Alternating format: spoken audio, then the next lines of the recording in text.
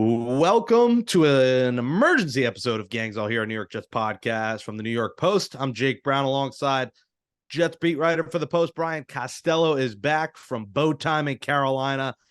And me and producer Andrew Hars were talking about, once we heard the big news tonight, of I am just envisioning Kaz is sending someone around third and score in the softball game as he's getting the notification on his phone. I just felt you were mid-coaching and you look at your phone and say, God damn it. When Jets fans looked at their phones saying, good Lord, let's ride. I mean, this is a running back in Dalvin Cook that the Jets signed a 1-year, $8.6 million deal, who is coming off back-to-back Pro Bowl seasons. He just turned 28 years old. And now Kaz gives the Jets insurance in the backfield to join Breece Hall coming off the torn ACL, who the Jets are convinced will be ready for week one. We don't know yet if Dalvin Cook will even be ready for week one, as he's coming off shoulder surgery, and he'll be a father here for the first time any day now. But Kaz, to me, when you have the money like the Jets do, when Aaron Rodgers is taking $35 million like he did, this to me was a no-brainer here to sign Dalvin Cook. It gives you insurance, it gives you a stacked backfield. And sure, 8.6 might be a lot, $7 million base contract. But for a four-time Pro Bowl running back, that's not an insane amount of money. It's still less than a guy like Saquon. And he doesn't need to be the guy like he was in Minnesota. He needs to be a piece of this Jets offense. Kaz, as a Jet fan, I love it. I know Jets fans love it. You know, we can't really say much about the off-the-field stuff because that's not been taken in illegal hands into the NFL's hands, so it doesn't look like he was facing any kind of suspension for that off-the-field stuff, so we can't really address that because we don't know. But the on-the-field stuff is this guy's 28 and gives the Jets a hell of a piece on this offense. There a question there, Jake? It's just a statement, a pure statement. I want to get your thoughts on the signing. Yeah, I'm not a fan. I'm not a fan of the signing. And he's 28. That's old for a running back. He's declining. Last 2 years, he's been a declining player. I think he could have saved that money for something else. You might need something in October at the trade deadline. You don't know. You're going to have a lot more information about this team in 2 months, whether that's offensive line or if you have an injury at a key position where you need someone. And now you just spent, that's a good contract. We don't know the breakdown of what the cap is. They could have done some stuff to make the cap hit low. But I don't know. It's not terrible, Jake, because it doesn't go beyond this year. So just 1-year contracts don't do much damage. I just didn't think you really needed it. I thought Carter, Knight, they had some good moments. Abanaconda had good moments. I thought you can live with them behind Breece. I think I keep hearing Breece can be back for week one. I don't think he's going to be what we saw from Breece at the beginning of last year, for sure. But what's you're not thinking Cook's going to be 1,000-yard running back, right? Like he's not going to get that much running. So I don't know. You just signed a guy. I think probably if he runs for 450 yards, that's a good season, and you're paying him $8 million. It seems like a lot. I don't think the money is that big of a deal to this team right now. Sure, it might. What if Jake, like someone, you can't. I don't know what the team would be, but let's say some team decides that they're going to sell off in October, which we see more in the NFL now than we used to. It's not like baseball, but it's more. And there's some really good right tackle out there, and you're still struggling at right tackle because that's the biggest question mark on this team right now, I think. And the guy's going to cost you $12-13 million or something like that, which a good tackle would cost you, and you can't do it because you just gave that money to Dalvin Cook. And I just think this is a luxury, not a necessity, Jake. It's in running backs. Look around the league. Paying running backs is a bad idea. No one's doing it anymore, and they just gave a lot of money to a guy who's a declining player. Yeah, I disagree. Listen, I agree that, it might be a luxury, but Dalvin Cook is better than Michael Carter. Cook is better than Bam Knight. He's better than Izzy. He's a better running back. He's a 4-time Pro Bowler. Right, and he's getting paid 5 times as much money as any of But Kaz, he's a sure thing. Those guys aren't not a sure thing. He's not a sure thing, Jake. He's not a sure thing. You can argue. He's 28 years old. Running backs at 28 years old are not sure things. 28, if he was a sure thing, if he was a sure thing, Jake, if he was a sure thing, your words, right? Would he have been a free agent on August 14th to sign? I think he's a sure So thing for what the 31 Jets need so him for. 31 I other think that's why teams he's a said, sure thing. he's 31 other teams said, we're going to let the sure thing go, sign with the Jets on August 14th. Sure things do not make it to August 14th as a free agent. He'd still be in Minnesota if he was a sure thing. Like, there's a reason you're a free agent in August. I think, Kaz, for what the Jets need from him, he is a sure thing. He gives them a piece in this offense that now you look on paper. I mean, you could say, yeah, he's declining. He's coming off maybe not his best season, still an 1,100 plus yard season, still ran for 8 touchdowns, still caught a few, still a solid. He had shoulder surgery in February, in right? pass So protection. he's probably Yes. not even going to be ready at the beginning of the season to be effective. He's but like, it's a long you have to season. put out there like right away. But the point is like, oh, Breece Hall might not be ready. This is insurance for Breece Hall. This guy's coming off shoulder surgery. Doesn't sound like he's going to be in camp for a week. He's going to have 1 week of training camp, and then there's that weird week, and then the season's here. I don't know. I could be wrong, Jake, but I think the maximum, like the best case scenario of him is like, I don't know, 600 yards, 4 touchdowns, something like that. Well, if that's the case, and Breece ends up with 1,400, then I'll sign up for that twice on Sunday. So I disagree. I like it. I think you're going to be eating your words, Kaz, here in a few months. I think this was a no-brainer for 1 year. It's not like he was signed to a long-term deal. It's a $7 million base. So if he ends up getting hurt or it doesn't work out, you lose $7 million. So be it. I think you got to go all in this year here with Rodgers. And you look at the offense down, all the playmakers he has. Now Carter, Bam, Izzy are 3, 4, 5, which makes that running back depth chart so much better. And it has the guys who aren't. Well, they won't. They're not going to have 5 running backs. Oh, exactly. They got guys in the practice squad now. Yeah, someone's going to get cut. Izzy showed some explosiveness. Like, I get that the shoulder thing. He's having a kid. He limited camp time. He'll still get 2 weeks to practice with this team, assuming he does come back from the shoulder and everything goes smoothly with the birth of his kid. He's still going to have some time to practice. Sure, he might miss week 1, maybe week 2, but this is an 18-week season. And for the Jets expecting a playoff season here in January, I think he's in this for the long haul. And this is good. Let's ride. This is the year to just go all in.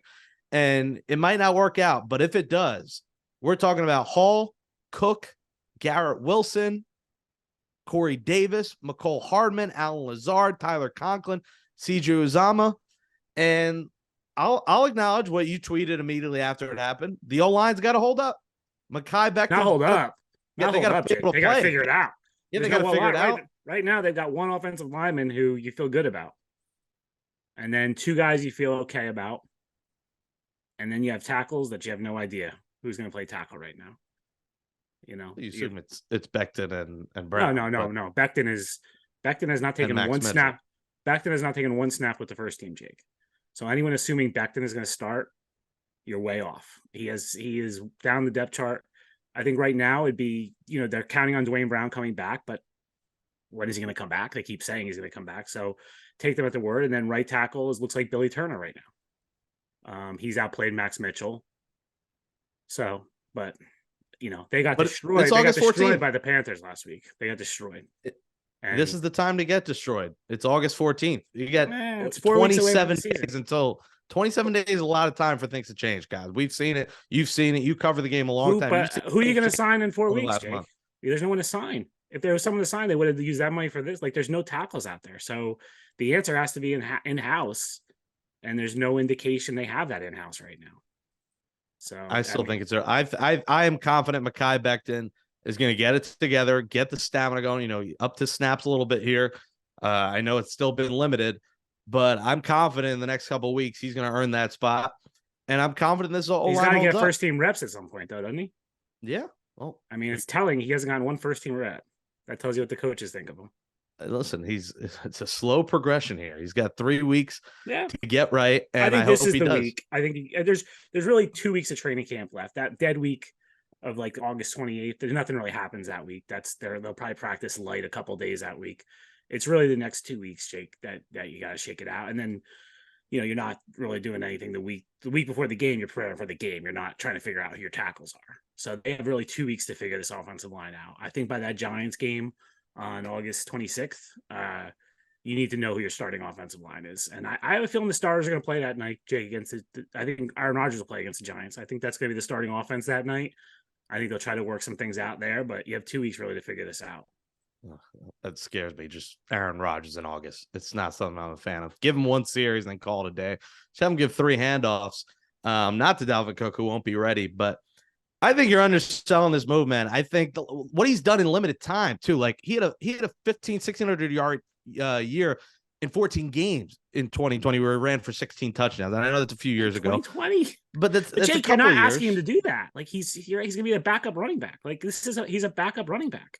And that's why I love it. I mean, the guy's never been a backup. Now he's a backup. I got a feeling you were quoting Le'Veon Bell's stats in 2019, Jake. Well, 2015. I got a feeling you were quoting Matt Forte's stats from 2013 and 2017. I got a feeling you were quoting Chris Johnson's stats from 2009 and 2014. Like, we've been down this road plenty of times with older running backs signing with the Jets. And look, LaDainian Tomlinson, he had 800, 900 yards, I think 900 yards that first I would year. take that, yeah. But he was the starting running back. He was starting to be the starting running back. Remember, they had gotten rid of Thomas Jones at that point. I think was Sean Green a rookie? I think Sean Green was a rookie that year. Maybe right. I can't remember exactly. Yep. But LaDainian his first year was the starting running back, and then the next year he moved back into the backup role. Yeah, I mean this is a guy who could catch balls out of the backfield, who could block, who gives you another goal line option. If Hall's down, you got Cook. If Cook's down, you got Hall, and then you got those guys you talked about. So I see it as a win-win. And yes, the money thing I get. You might sign an O lineman. Maybe there's a point you end up cutting Corey Davis and eating some money there and restructuring some things to make it work if you got to sign a right or a left tackle. But listen, I love it. I think, and of course, as a Jet fan, we're looking on paper. We're like, oh my God, we just got a 4-time Pro Bowler. I get he's not that player. That's obvious. Running backs get older, they decline. It's just part of the game. But to me, 28 is not 30. It's not 31. He just turned 28, so he's fresh. He won't be 29 till next year. And I think he's got another year left in his prime here. And I don't think you need that primetime guy. Just, give the Jets another 8 touchdown year out of the backfield. Play 14, 15 games. Help this team come playoff. I'll take time, the under on 8 touchdowns. I'll take the under on 8 touchdowns. I'm not going to bet it. I'll see what Vegas is going to set the line at. And I'll see when he gets on the field. And yeah, that's another thing here with both these guys. Like, will we see them for week 1? And if we do, we get Cook versus Cook. We get James Cook versus Dalvin Cook, Monday Night Football. Oh, it's annoying that it's still 27 days away since till we record this from August 14th. So we got a long ways till week 1. Lots can happen. But, Kaz, I'm sorry. This team, the vibes are just immaculate right now. There's a reason Jets fans are, ready to run through a brick wall. I watched one Jets drive tonight. The Jets teed it up like they were going to show some of the Cook footage tonight. Like, they teed up one Jets drive. You're not going to want to miss this. I thought there was going to be something more, and we didn't see it. Have you got a chance to watch either one Jets drive these last 2 weeks or Hard Knocks? No, I watched Hard Knocks last week. Yeah. What did you think of it? Thought it was horrendously boring. Really? Yeah. I thought you're not a Shivers Ed Sheeran fan? Come on. No, I'm not. I thought it was an Aaron Rodgers love letter, which, we needed more of that. And then too much Hall of Fame game. Like, oh my gosh, it was so boring, the Hall of Fame game. And then how do you not give us any behind the scenes on the Sean Payton stuff? Like what Nathaniel Hackett said behind the scenes, or Robert Saleh or Aaron Rodgers, they just played what they said to the media. So there was no insight there. That's what I was looking forward to, is give me some behind the scenes when that went down, of someone saying something about Sean Payton, and all we got was the little throwing contest, where he said the name, and then they showed basically what we knew already. It wasn't the most surprising thing of the whole episode to me was Chaz Surratt, Jake. That was one. I didn't know Robert Saleh loved Chaz Surratt, so that was interesting to me. Everything else I didn't think there was anything I learned in that episode that I didn't know. And obviously, I'm coming from a different perspective than Jets fans. I'm there every day. I watch every day, so I understand it was catnip for Jets fans. I'm not saying that, but just my personal thing, I just didn't think it was that great. I thought it was cause for Jets. It was Jets fan porn. Yeah, it's a propaganda film. Yeah, it's a propaganda film. The music, the Method Man showing up. I mean, Shivers with Ed Sheeran when he's throwing the balls all over, the incredible throws. It was incredible. I agree, it was a lot Rodgers love fest, but I think we all knew that was coming for episode 1. Yeah. And one Jets drive here, episode 2, made it a Rodgers positive PR fest tonight. where they they showed him with a couple of kids after the game, a kid in a wheelchair, him giving him stuff, signing autographs. Nice. It was very Nice. much, Rodgers being good with the kids, and Corey Davis was a cool moment with his kid and him talking to kids on the field. He's an interesting piece this training camp, guys, because we really thought he was getting cut. Yeah. What have you seen from Corey Davis? He was a big story in this episode tonight. Has your opinion changed to that? Do you think he stays? And how has he looked so far in training? Well, he's here on August 14th. I keep waiting for the moment where they say, you have to take a pay cut or you're going to get cut, and it hasn't happened. I can't see him making $11 million this year, Jake, to be, what is he, the number 4 wide receiver at best, right? If you go Garrett, Lazard, McCole Hardman, Cobb, well, as that guy go like Hardman, Cobb kind of slash there. Mm-hmm. And then Corey's after that. So he's 4th or 5th. And he's going to make $11 million. That doesn't seem possible to me, but it's August 14th and nothing's happened. So who knows? I think he's a redundant player, Jake, to Lazard. I think they're very similar players. They're similar size, blockers, can kind of do the same things. So I don't get it. But if he's here, I'm not going to be shocked at this point because it's so late into training camp. I say the more receivers, the merrier. I love receivers. Yeah, I mean, you do get injuries. Like, that's a position where injuries happen frequently. There's a lot of hamstrings and groin injuries, and Corey Davis has had a lot of them since he's been here. So, yeah, I get it. I just allocating that kind of money to a backup wide receiver seems crazy to me. But maybe there's a pay cut coming, or I don't know. Maybe something's going to happen. Yeah, I mean, if he plays like the Tennessee Corey Davis, he could be their number 3. I think he's due for a better year just because he's got better quarterback play. But obviously, the injuries last year. But there's only one football. There's only one football, and there's only really usually 5. There's 5 skilled players on the field at once. Like, so that it's not like, so even like my Dalvin Cook point, it's not that he can't rush for 1,000 yards anymore. He did it last year. He's not going to have the opportunity to here, Jake, unless things go very wrong, right? Unless Breece Hall is done for the year somehow. Early, like he misses a lot of time. Same thing, like Corey Davis could have a nice season, but I don't think he's gonna have the opportunity to have a nice season unless something goes wrong, unless somebody gets hurt because he's a backup. So yeah, it and you want depth, but you really don't want to pay those depth pieces a ton of money. The depth pieces should be making $2 million, $3 million, $4 million, like that kind of thing. Like that's my point there. I think they're just overpaying. You're overpaying backups right now. Yeah, we'll see if they end up restructuring, if he even wants to, or he's gone. I still would like to keep him. Hopefully they can make it work out financially. Another receiver that's been interesting that was featured here as a big story in camp on episode 2 of One Jets Drive here was Jason Brownlee, undrafted receiver. What have you seen out of him? Do you think there's any chance that he can make the team? I think there's a chance. I think he's fighting for the 6th spot. I thought he got a little overhyped a couple weeks ago. People were going a little nuts about him, but the Jets gave him a decent amount of money for an undrafted free agent. They said they were considering drafting him. I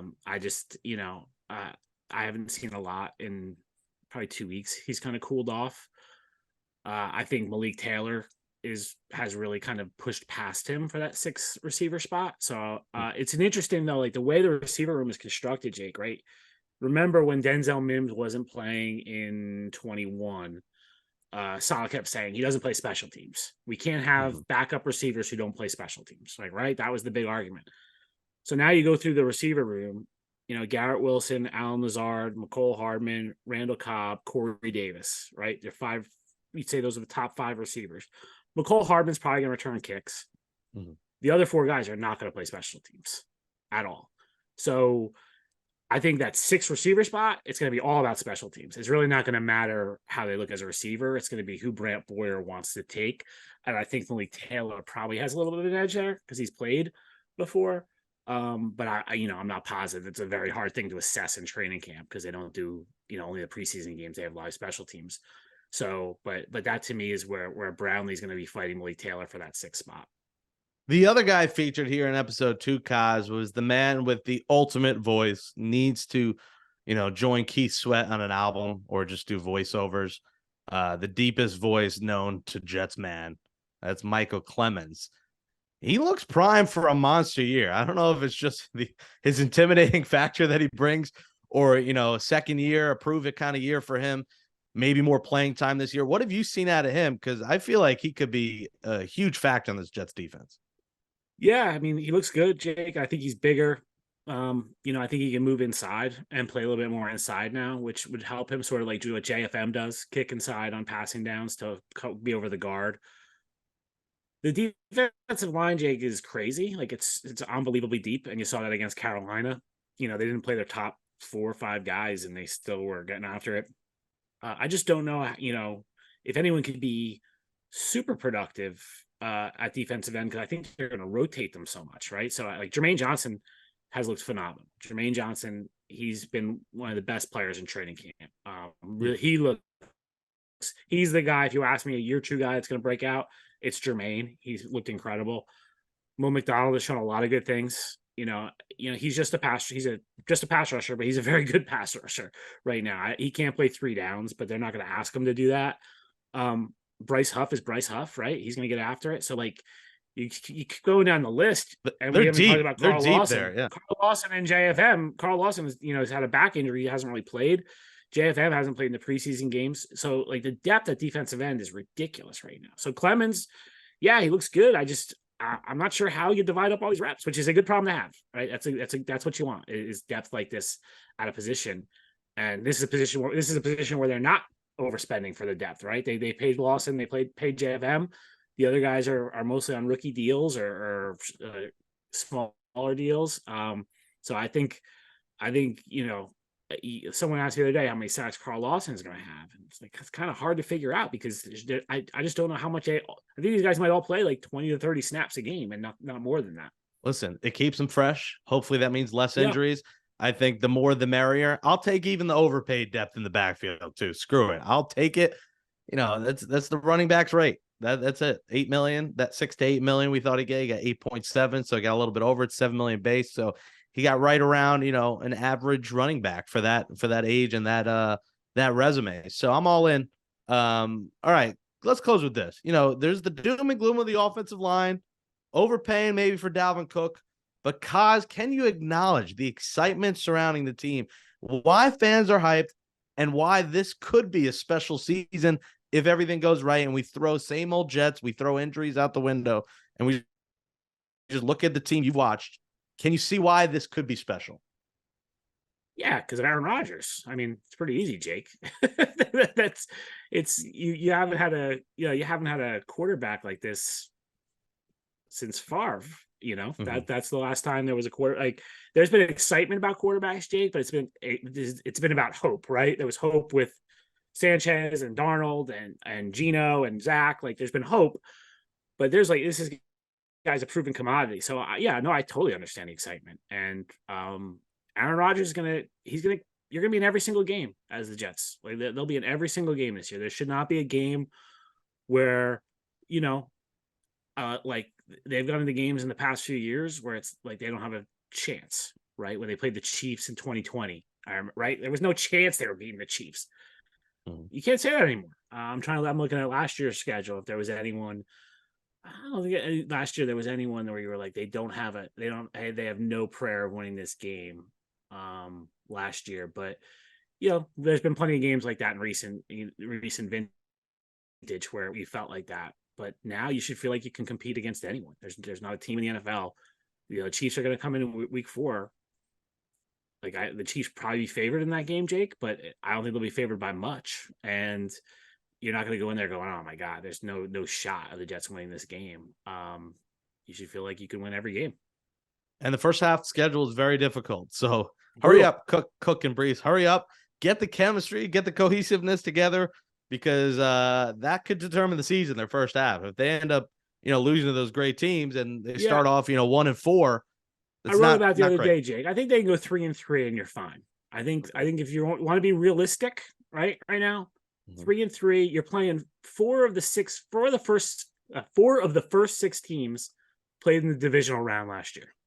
Okay, think about that. So there was 8 teams playing in the divisional round games. You're playing 4 of them in the first 6 weeks. You're playing the 2 teams that played in the Super Bowl. You're playing the Patriots, who are just always a thorn in your side as the Jets. And now you're playing the Broncos, which seemed like, that's kind of a meaningless game. Now that's become World War III, and that game is going to be hyped up. Players are going to be fired up to play that game. So those first 6 games are tough. So I think, and I do think it's going to take a while for this offense to possibly gel. They're not going to have a lot of time on task together in the preseason. That we've talked about it already. Breece Hall's not there. Dwayne Brown hasn't practiced. Garrett missed some time. Corey Davis missed some time. Lazard missed some time. So they're going to be, I think they're kind of going to be feeling their way in the beginning of the season. Now, number 8 can cover up a lot of problems. So he might just be able to overcome that, and not a big deal, but there might be some growing pains at the beginning of the season for this offense. And I think if you come out of it 3-3, you're feeling good, Jake, because the back half has a lot of winnable games for them. And not even the first 6, it's the first 8, because the 7th game they're facing the Giants, who made the divisional round. And I think the Giants are one of the sleepers in the NFL this year. I think they're going to have a monster year. And then the 8. I kind of went to the bye week. The bye week to me was kind of like the divide. Like you kind of like that first chunk of the season. Yeah. But still, Giants aren't easy. And then the Chargers, the team off the playoffs in a primetime game. That's not an easy one. So really the first 8 games are difficult. Then it's, it gets a little bit easier from there. How fascinating, how awesome has it been watching Rodgers? We've seen all the video, but you firsthand being there every day, how cool has that been? Yeah, it's unbelievable. I mean, he makes throws. And I know they tweet them out, but sometimes I don't think the tweets even do them justice. And it's been a little bit better on Hard Knocks. It was a little better. You got a better feel for it. But Thursday we were in Spartanburg, and they canceled the joint practice with the Panthers. So the Jets just practiced alone in the stadium, the Wofford College there. They practiced in the stadium, and Rodgers rolled to his left, right? So he's rolling to his left, throws across his body to Malik Taylor, who was like an inch from the sideline, and DJ Reed was all over him. And it was just perfect. It is like one of the craziest throws I've ever seen in person. And they tweeted it, but they have to zoom in, Jake, so that you can't see the formation, right? They don't want anyone to see their formation. So that sometimes those shots are so tight that you can't really appreciate just how crazy this throw was, because if you saw it from overhead, you would have seen how close Taylor was to the sideline, and how close Reed was to him, it was just nuts. So I feel like there's a throw like that. Maybe not every day, but every other day there's this role. He's one of the greatest quarterbacks that's ever lived. And you watch it, and I the best part of Hard Knocks to me was Jeff Ulbrich in the defensive meeting room showing that play where he threw to Rucker, because that was that day. That throw was unbelievable. He said, "That's our guy," and that's our QB. He said, "That's our guy." He said, and he goes, "I think there's one human being on earth that can make this." And he's ours, yeah. And he feels like, and he's our quarterback. And so I like that. To me was like, that's the feeling around the team right now is. He's lifted everyone up. I also loved him one Jets drive on Monday night. They showed the communication between Hackett and Zach Wilson. That's been something pretty apparent, that Zach Wilson's confidence has risen. The pressure is all off him. Yeah. Now, listen, he might have no role, but if Rodgers were to go down, he's an important piece. And I think he's developed more confidence in himself. He's been a little bit more composed. I think Rodgers' tutelage has been helping, and I think Hackett's tutelage. Hackett, you can clearly see these guys get along with him. He's lively. He's upbeat. He's a different coordinator than the Jets have had in the past at offensive coordinator, Kaz. And I think you're seeing that relationship between the quarterbacks. We already know the love fest between him and Aaron. Yeah. But I think that bond and them showing that on the sidelines there with Zach helping him is also going to be big for this offense. Yeah, I think Zach's confidence is growing. Which I think is important. I think that's really all you want to see this preseason from him. It doesn't really matter if he's throwing bombs or anything. Like I thought the other day against Carolina, it was a lot of short passes, tight ends, and running backs, but he's making good decisions, Jake, which he hasn't always made. And I agree with your point. And about Hackett, I think Hackett's done a good job with him. I think the Rodgers influence is obviously there. What I do think is getting a little lost, Jake, is just how much credit Zach Wilson deserves. I feel like everyone's crediting Aaron Rodgers, and he's helping, but think about where Zach was in December, right? This guy was thought his NFL career might be over. Right. Well, just put yourself in his shoes. He's obviously he's been good at football for a long time, right? He was the number 2 pick in the draft. He thought he was going to be the face of the franchise. They didn't have enough faith in him to put him out there in week 18 against the Dolphins, right? They put Joe Flacco out there. Right, it wasn't even Mike White; it was Joe Flacco. And Zach, standing at that podium after the Jacksonville game, he looked destroyed. So they go to him and they basically say, "You're not going to be the quarterback. We're going to go out and get whoever." a lot of guys wouldn't have reacted very well to that. And I think he's handled this very professionally, and he deserves credit for it. He's accepted that he screwed up, and he needs this reset, and he's embraced it. I think having Rodgers here helps because he idolized Rodgers, and I think it's probably easier to accept when it's Aaron Rodgers instead of Jimmy Garoppolo, right? Like it's just more of a resume. But I do think Zach deserves a lot of credit for his approach here, and I think he's worked his ass off. Like it wasn't like Aaron Rodgers came in with a magic wand, Jake, and made Zach Wilson better. Like Zach has worked. Yes, Rodgers is helping him. I think he's teaching him. He should have had this here when he was a rookie. They royally screwed up by not having a veteran to guide him. I saw it in Carolina last week with Bryce Young. They have Josh McCown, who we all know well as the quarterback coach. Mm-hmm. They have Jim Caldwell there, who's a veteran coach as an assistant. Frank Reich, the head coach, obviously he's coached quarterbacks. They have Andy Dalton as his backup, right? So he's like surrounded by this like awesome group of people to help him along as a rookie. Zach didn't have that. No offense to Mike White, but Mike White hadn't played when Zach got here. So I do think Zach is making strides, but I think people need to recognize he deserves a lot of credit, and it's not just all Aaron Rodgers. Do you think he ends up being the backup, or is it going to be Tim Boyle? He is the backup, Jake. I don't understand. I don't even understand how people are asking this question. He's the backup. Like you can't. They're trying to rebuild him. If you now make him the number 3 quarterback, you destroy him. Like it's over. Like just get rid of him. Like so, Tim Boyle is Tim Boyle seems like a good guy. He's the number 3 quarterback though. Zach is the backup. There's not a question about that at all. And I'm happy, for our friend of the program, Josh McCown, for getting the quarterback coach job. This guy was destined to coach in the league. Yeah. He's coaching right around the corner from home. We've said on the show before, my mom tutored his daughter, I believe he had moved to Texas, Jake, but he's back in Carolina now. But he does have a home outside Charlotte, right by my parents. And glad for him. They did show him on One Jets Drive and him talking to Sauce Gardner. And they were like, I think it was Ulbrich maybe. And he was like, how long he played there? He's like 18, 19 years. I forget. He's like, I would have been throwing him to you. He said to Sauce. So Sauce almost looked like he had no idea who Josh McCown was, which Sauce is funny because he doesn't know a lot of people, but he just does his own thing. I thought in Hard Knocks, Jake, he didn't know who Rodney Harrison was. Mm-hmm. Did you see that one? That like Rodney Harrison came over and introduced himself, and he was like, oh, I love what you're doing, and he's like, oh, I played with Ty Law. And like Revis played, and he's like, I work for NBC now. Like it was probably Rodney Harrison was explaining who he was to Sauce. I mean, when you don't know Jessica Alba, you're not going to know Rodney Harrison, I guess. Fair point. Sauce is just beats by his own drum. Listen, play like you are. You don't have to know anybody, man. Just keep playing, keep balling. And hopefully one day, like Roger said, you'll be here one day. I thought that was one of the best moments of that Hard Knocks episode with them two. Not the on-field stuff, but on the side where he looked at Revis and he said, this will be you. I thought that was a cool little moment between a couple of stars. Well, Dalvin Cook is a New York Jet. It's a 1-year deal worth up to $8.6 million. We'll see when he's on the field. Maybe the next time we do a show, he'll be on the field. Good luck to him. And I just want to clarify, Jay. I'm not saying this is a disaster. It's a 1-year deal, right? A 1-year deal. Yep. But I just wouldn't. I just think they could use the money elsewhere. I don't think they needed to do this, but it's a 1-year deal, so it's hard. It's I'm not crushing it, and if I know people are gonna think I'm crushing it, but I don't think the production is gonna match the hype. That's how I would put it. Like I take the money off the board. Just imagine there's no money, and that was not a factor in your thinking at all. No money. Jets signed Dalvin Cook. What do you think of it without the money attached to it? It's hard to do that. I mean, he's better than Michael Carter and Bam Knight right now, but I think you would have been fine with Michael Carter and Bam Knight as your backups. I just don't think you need to do this. You take the money off the table, Jake. You're gonna they should have TJ Watt then too, right? Because you can't, bring him on board. I mean, it's not realistic, and money's a factor.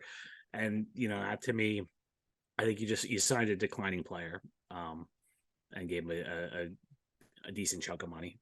But again, it's not going to cripple them. It's a 1-year deal. It's not going to cripple them. 1 year, baby. This is the year we're going all in the pot. Yeah. Let me ask you this, Jake, because you just lived this. You just lived this with your other team. Oh God, don't talk about this. Doesn't work a lot, right? Where you go out and sign big names. It does not work a lot, right? We watched the Mets go out. They signed Scherzer. They signed Verlander. Doesn't really work. We saw the Nets. They get Kyrie. They get KD. They get Harden. doesn't really work, right? I can keep going, but like those are a few examples, but it's not every time the team does this. so It doesn't work. tell me the dream team that's worked. I mean, I'd have to do my research So off the top of my head. Brady with the Bucks worked. Now Brady, he added Gronk, he added Antonio Brown, which was a mistake. Yes. But you know, they did a few, but it wasn't quite dream teamish. But I think Brady's an outlier with everything he does. But you know, like to go back to the Eagles back in the day, the Nnamdi Asomugha Dream Team Eagles, that didn't work. Rams Super Bowl. Well, they traded for Stafford, who else? But they made trades, right? They traded for Ramsey. Yeah, Ramsey. I forget who else they got. Yeah, I mean, yeah. It might not work, but for 1 year, I say balls to the wall, balls deep. Let's do it. Let's ride, and let's hope Dalvin Cook still got something. He declined a little bit, but he's still a Pro Bowler. Like the guy was still good last year. I listen. I could say Verlander, Scherzer, and the Mets how that worked out, but yeah. I know Pro Bowl is not a Super Bowl, and got a lot of guys back out, and you end up being the 8th guy because no one wanted to make the free trip to Hawaii. No longer Hawaii, Jake. That's why. Florida, wherever the hell. That's why there's a lot more guys don't go now. I think it was Vegas last year, but I mean, I turned on the Mets tonight, Jake, and my daughter's asking me who these people are, right? Jonathan Aruz hit a home run tonight. First homer of the Mets. She was debating with me whether Ortega was a pitcher or a position player.